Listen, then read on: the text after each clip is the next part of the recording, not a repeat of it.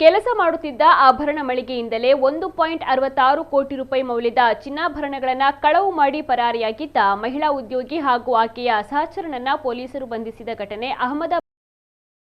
ಹರ್ಷಿದಾ ರಾಜೇಂದ್ರ ಕುಮಾರ್ ಶೆಟ್ಟಿ ಮತ್ತು ಮಯೂರ್ ಅಶೋಕ್ ಭಾಯ್ ಮಾಲಿ ಬಂಧಿತ ಆರೋಪಿಗಳು. ಆಭರಣ ಮಳಿಗೆಯೊಂದರಲ್ಲಿ ಹರ್ಷಿದಾ ಶೆಟ್ಟಿ ಕಳೆದ 11 ತಿಂಗಳಿನಿಂದ ಸೇಲ್ಸ್ ವುಮೆನ್ ಆಗಿ ಕೆಲಸವನ್ನ ಮಾಡ್ತಾ ಇದ್ಲು. ಮಳಿಗೆಯ ಮಾಲೀಕರು ಊಟಕ್ಕೆ ತೆರಳಿದ್ದ ಸಂದರ್ಭವನ್ನು ಬಳಸಿಕೊಂಡ ಆರೋಪಿ ಹರ್ಷಿದಾ ಅಲ್ಲಿದ್ದ ಬೆಲೆ ಬಾಳುವ ಚಿನ್ನದ ಒಡವೆಗಳನ್ನು ತನ್ನ ಯೂನಿಫಾರ್ಮ್, ಬ್ಲೇಸರ್ ಮತ್ತು ಬ್ಯಾಗ್ನಲ್ಲಿ ಬಚ್ಚಿಟ್ಟುಕೊಂಡಿದ್ದಾಳೆ. ತದನಂತರ ಸಹೋದ್ಯೋಗಿಗಳಿಗೆ ತುರ್ತು ಕೆಲಸ ನಿಮಿತ್ತ ಮಾಲೀಕರೇ ನನಗೆ ಎಂದು ಸುಳ್ಳು ಹೇಳಿ ನಂಬಿಸಿ ಮಳಿಗೆಯಿಂದ ಹೊರ ನಡೆದಿದ್ದಾಳೆ.